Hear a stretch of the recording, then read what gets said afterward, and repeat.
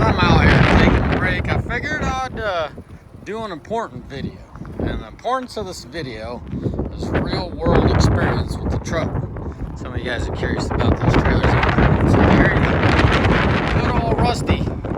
Man, this is the oldest trailer I have. 15.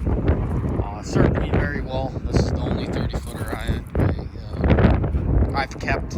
I've sold off all the 30 and 32-footers for the curious ones.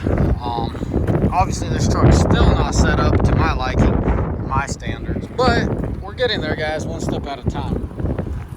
There's really not a whole lot that I've changed about this vehicle besides put a tint on it and smoke these guys out. Kind of flows a little better. So here we go. Here's my truck. Nothing new, right? I ain't no salesman to tell you on these seats. Man, these seats are comfortable. My, oh my. Whew, it's one day out there. Hopefully you guys heard what I was talking about. So the point of my video is it's a little over a month.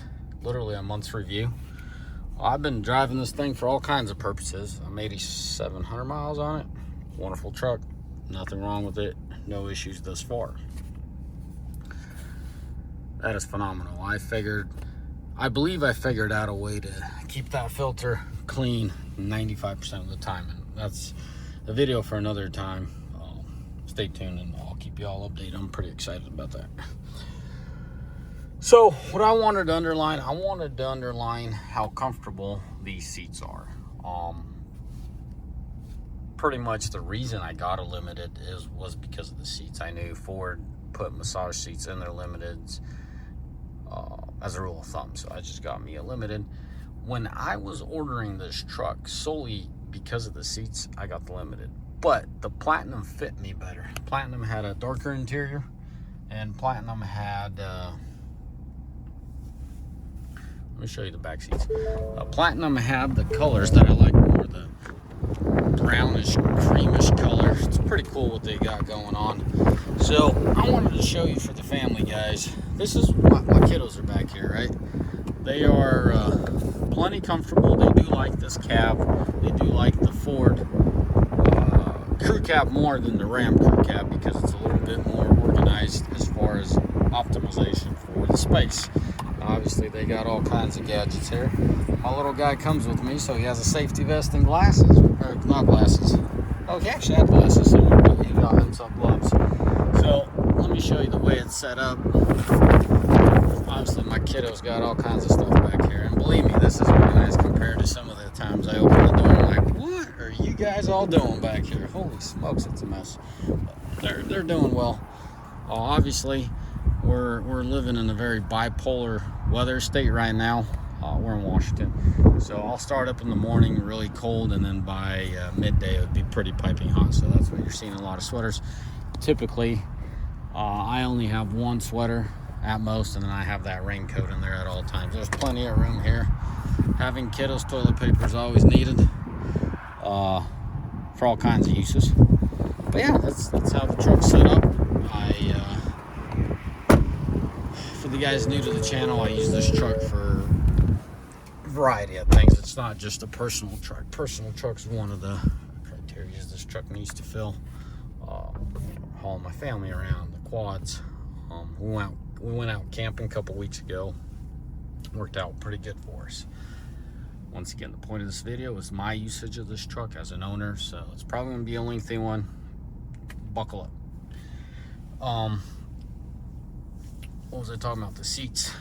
I liked on picture the Platinum more. It fit me more, but it was kind of this whole nonsense of shortage. I figured they would prioritize the limited with massage seats versus the Platinums, even though from my experience the massage seats are kind of iffy. Boy, was I right and wrong. This interior isn't as bright light colored as it seems in images, right, in pictures. I am perfectly fine with this bluish gray. It's bluish gray. It's not white. It's not light gray. It's bluish gray. And then you got this cool blue classic. I call it classic blue. I'm surprised I really like this color. I kind of cringed on the 22s. 22s are a little bit different blue. And I was okay with that blue because that's what I thought I was getting. But I got this one. I'm really happy with it. You got to see this interior in person to appreciate it.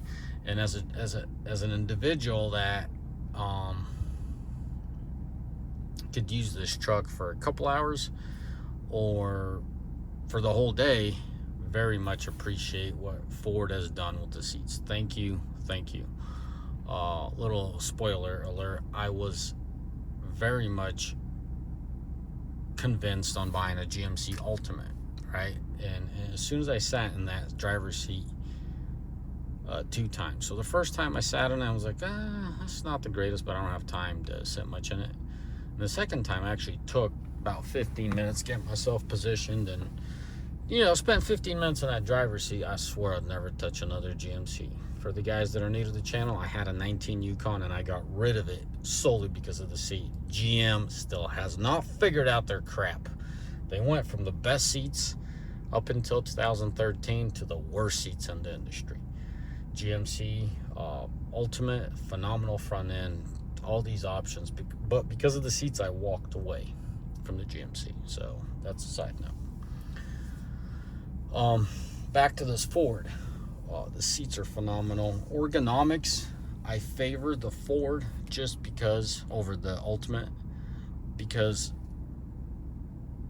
what I bring along, right? Very often, it's gonna, in the mornings, I'll grab a bag, right? All my vitamins. I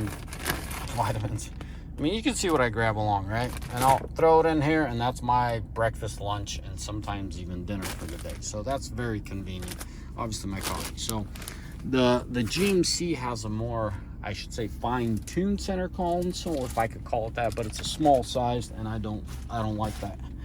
When you first look at this, at least when I was looking at this and the photos, I'm like, it's I don't get it. I don't fully get it. I understand it's convenient, a lot of space, but it's gonna be chaotic. Nope, Ford knew exactly what they're doing. This thing is it comes in as a crutch, right? It positions your drinks, but it holds them up enough so you can make it through that time. So this was a genius idea. I heard they even patented it. Kind of laughed at it when I was doing my research, but now I understand why. It's very functional. That pocket's actually functional. Obviously, I'm keeping it empty. Still haven't figured out what I'm gonna put in there. For the longest time, I have these wet wipes. Because of this steering wheel being leather, it just, my hands get dirty. I use my sanitizer, wipe them down, as you can tell, shop towels. But sometimes you need a little bit of wet wipes to really get all the grime off your hands.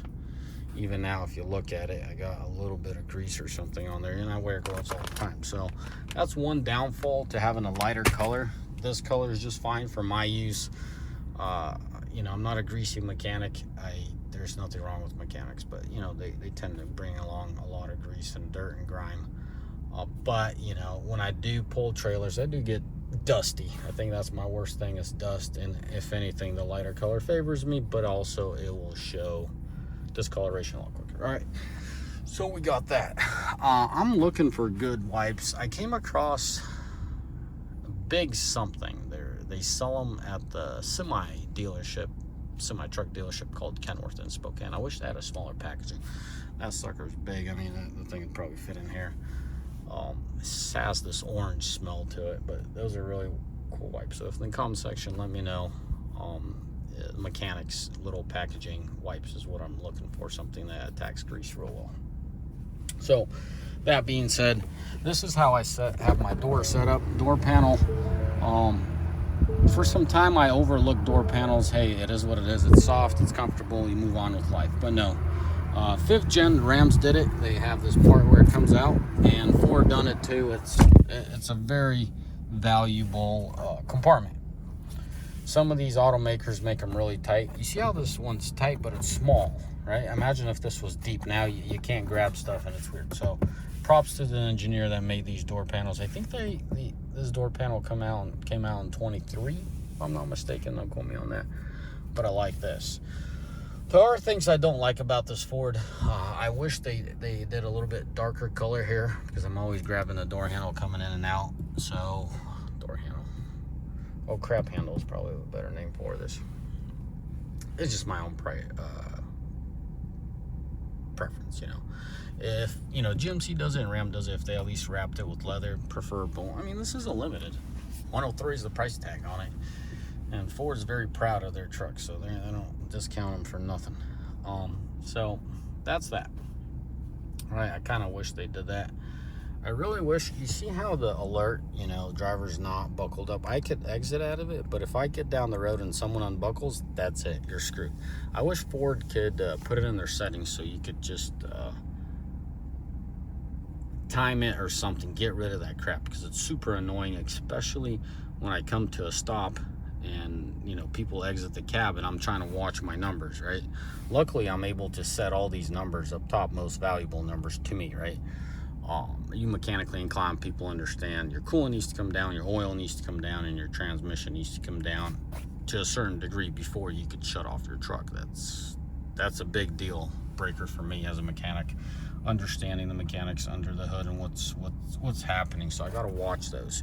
So when I don't, well, in the past when I didn't have them lined up like I did, it's annoying. And even now, you know, going down the road, it's still annoying. I just wish they could dismiss that crap. Okay, alerted you, move on with life, you know, but no, it has to sit there and get in your way. A million adjustments. What you guys got to realize, remember I was telling you about the seats? Shoot, folks, do you understand what you're adjusting here? This is phenomenal, absolutely phenomenal. You know, here I'll go up, down, down. I mean, look at all these adjustments. I'm not selling you my truck, I'm keeping my truck. I'm just sharing my experience, which is very important, even to myself when I was out. Like, am I making a mistake buying this Ford or not? My regulars know I'm very much a Ram guy, and I have dozens and dozens of Rams, but Ram really screwed me over in 22, and they're just dragging their feet to give us anyways, I'll stay focused on this. So I'm not convinced with buying Fords for my fleet solely because it's just too much of a hot rod. I feel like this thing is way too much of a hot rod. I like the slow and steady mannerisms of the Ram, of the Cummins engine, right? I'm not going to say this vehicle is much faster when it's towing. It just has this aggressive attitude to it where I just absolutely do not like. And the second thing, it should probably be backwards. The exhaust brake is a joke compared to the Cummins. Anyway, slice and dice it. I'll make a video. I figured out a way how to put its best foot forward and how to get it to you know, slow you down on the exhaust brake. But it doesn't compete with the Cummins, period. And when all you're doing is towing, that's super important. I'm going to do another video on the exhaust brake. The exhaust brake has all the power and the potential to, has far more potential to compete with the Cummins exhaust brake than what they're doing now. But I don't know why they're doing what they're doing. But that's a video for another time. Dash. I have no problem with this dash. This dash is phenomenal. I feel like they could have made it a little bit more ergonomic. I think the F350 is a little shorter, right? They could have done something like that and then stuck these, you know, stuck all those keys down here, have a little bit smaller dash. There might be a reason why they did not go smaller like the F-150, trying to present itself being bigger, bolder, who knows. The sound system is crap. It's sad. It has all the potential, good quality company installed it, but whatever Ford did with these tweeters up here, there's something rattling. I might take the time and pull it out. I do not have the time to take it to the dealer. This thing will be traded in. Pretty much the first time it has to be put in the dealership for something major. I bought a brand new truck for it to be reliable. As soon as that goes out the window, we're done with this truck. That's just that's how that one's gonna go. So I'm not gonna take this thing into the dealership to get the tweeters fixed, but that's the biggest issue. When you have high pitch sounds coming, like phone call, music, there's something in here, back there, something funky's going on, and it's ruining the whole sound experience. So we'll see. Never gonna say never, but definitely not gonna take it to the dealer for that crap. I wish Ford did a better job with their stuff. All this is pretty self-explanatory. I absolutely I love what Ford did with this one, you know, push and pull, meaning it opens, it closes. I wish they had more light going back. It shines forward just fine, but it's the back that it doesn't. I keep forgetting to try to fold the mirrors and hit that button, but we'll see. I'll talk to you about that. This is all great. Another thing, I can't say it's a piece of junk, but I have zero use for this crap, and I wish we could delete it.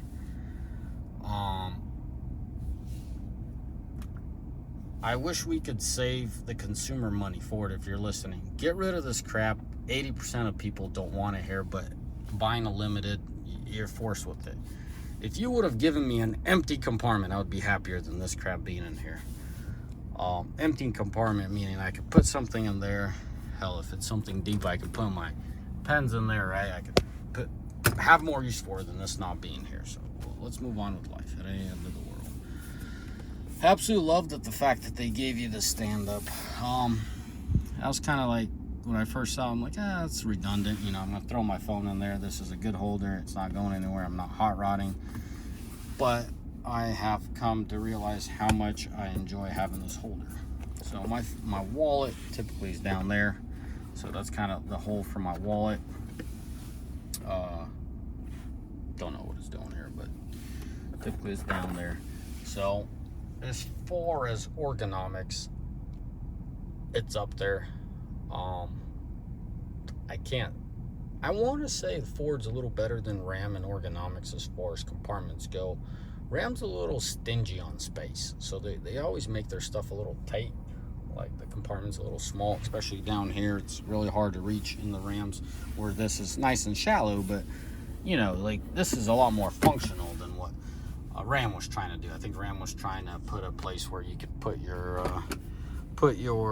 paperwork. Well, this, you could still hang a file. As you can tell, I have a filing cabinet, and I just put away all my receipts. You know, once in a blue moon, I gotta run a logbook, so I even run my logbooks, right? But it's nice and deep, and you can throw anything in there. This tray also is like, Ford, come on, you guys could do better than that, right?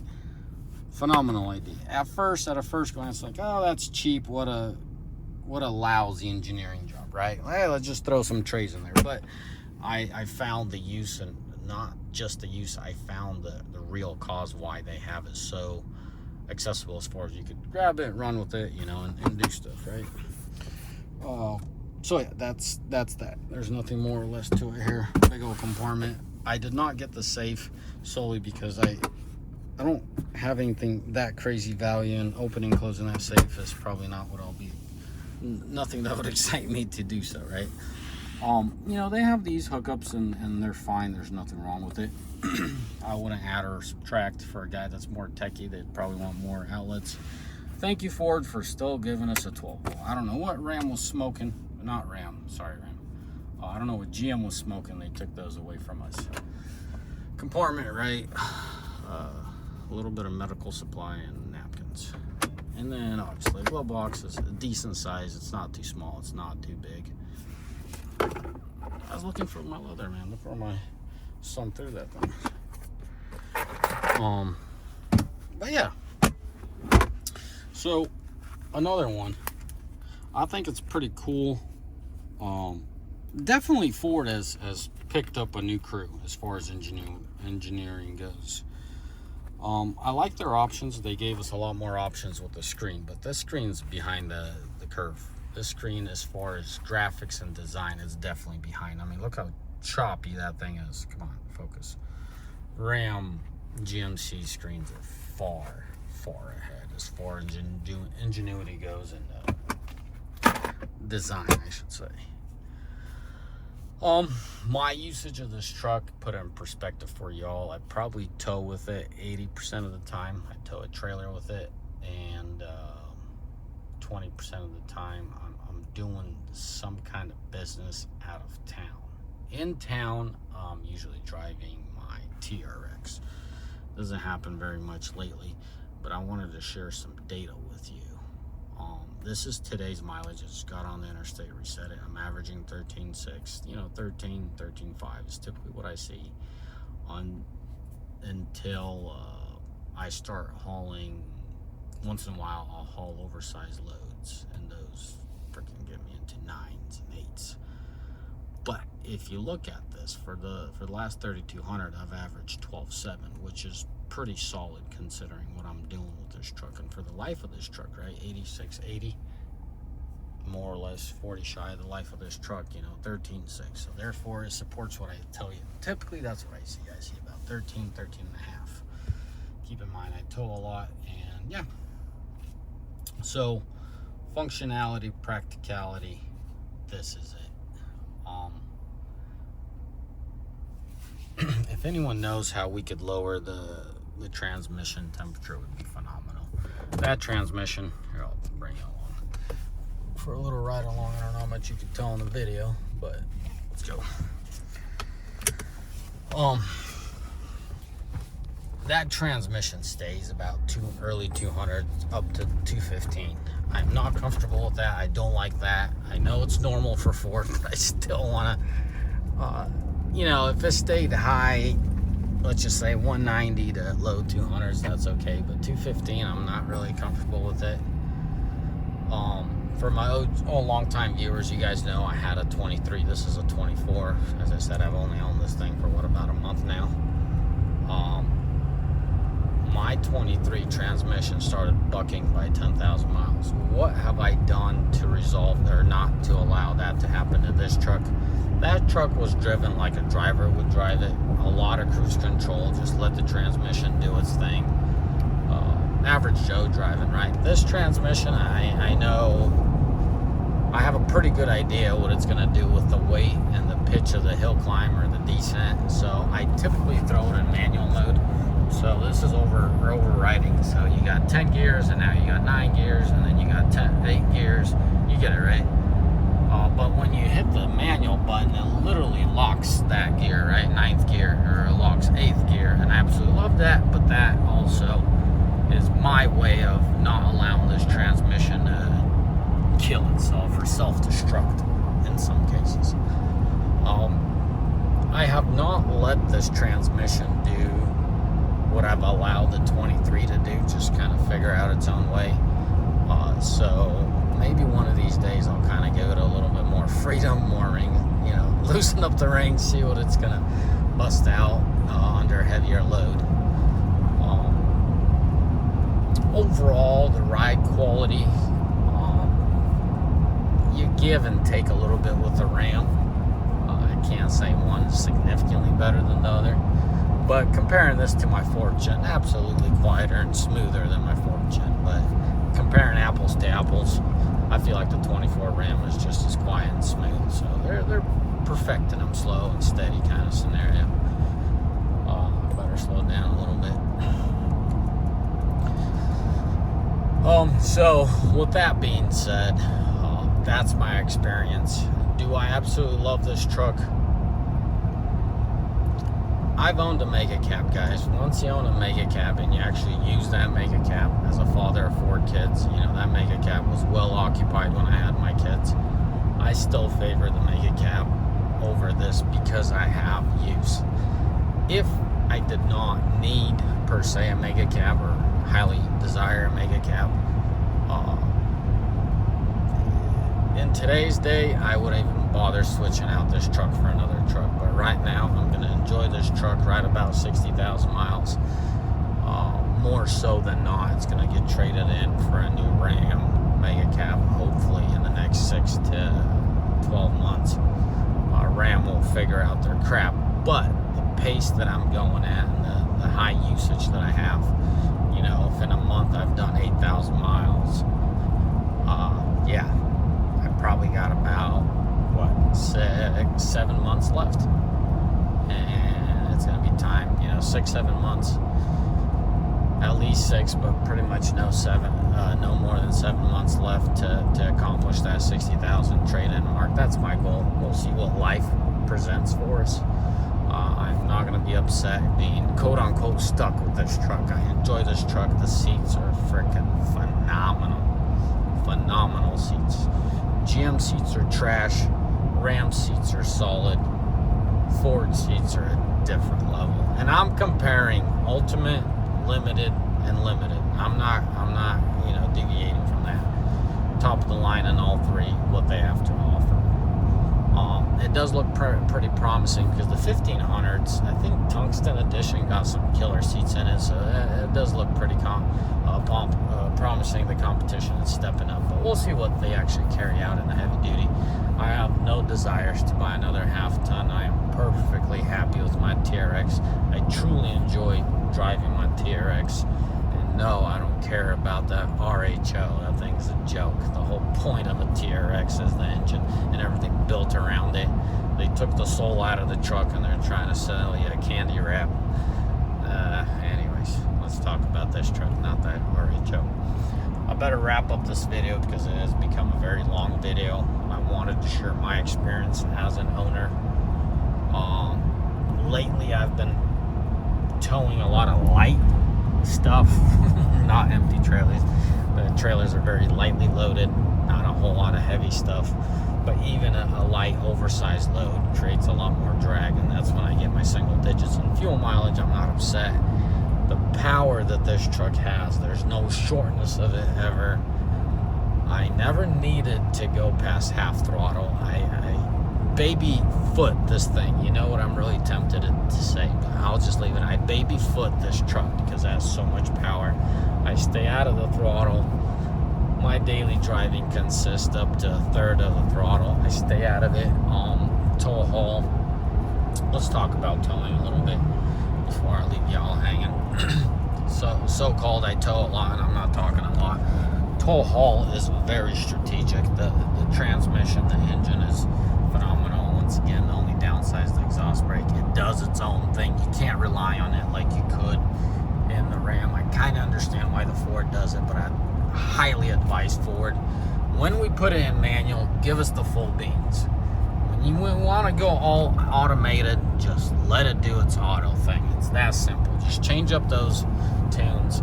That would be phenomenal. Tune the exhaust brake to full out in manual. You get off the throttle and that thing comes on, it comes on. I don't get it why you guys just don't freaking get that. It's very disappointing. It's frustrating, you know. The tools are there, but they're not applied. In short, if the hill, right, it has the sensor, right? So now if we're going downhill and I need to start braking, the exhaust brake's going to be pretty aggressive. If it's flat and I need to get on the brakes pretty hard, you're pretty much SOL. That exhaust brake is gimmicky. So yeah, it's a safety thing. That's why it really upsets me to think that I paid so much money and it still can't get its crap straight. Anyways, all the modes are good. I wish I could show you and display how well eco works, how regular works, typical manner. It's either an eco mode or in tow haul mode, and it absolutely does it phenomenal because of the power that this truck has in eco mode. You don't have a shortness of power. This is not my hot rod. I'm not trying to smoke everyone off the line, but it has plenty of power to keep going. And my regulars, my friends know I scoot at a good rate. I don't drive slow speeds. I keep it legal, but I'm always pushing it in hull and tail to an acceptable level. So the tow haul, I have no complaints. It doesn't wrap out the engine. It doesn't do anything stupid. The shift strategy is phenomenal. It does attempt to lug the engine. And from one standpoint, I actually like it because you're driving right. The computer could tell I could probably pull this off and it'll lug the engine. It'll keep it in 10th gear. My worry is film strength on that oil, right? These things are running 1030, and I know Extreme Service, they want you to run 540, but let's just talk about the 1030. I'm pulling a hill. I'm pulling the hill. You know what I mean? I'm pulling the hill. This thing's lugging, 10th gear, and it's trying to keep that 10th gear. The boost is up there. It's like, why don't you just drop a gear? There's 10 more gears to go. I know I don't want you in first gear, but drop it down to 9th or 10th, and it would be very helpful. But to provide a smooth experience, it just kind of lugs out 10th gear, and which is cool, you know, has all that power, but I'm kind of uncomfortable. Right now, if we were to climb 6-7%, 95% of this thing's staying in 10th gear. Cool. Alrighty, guys. I better wrap it up. Holy smokes, half an hour. Sorry for the long video. I know some people are curious and actually going to watch it. So this is my use. This is my experience with this truck. As always, may the Lord bless you. May you all mighty fine day. Ciao.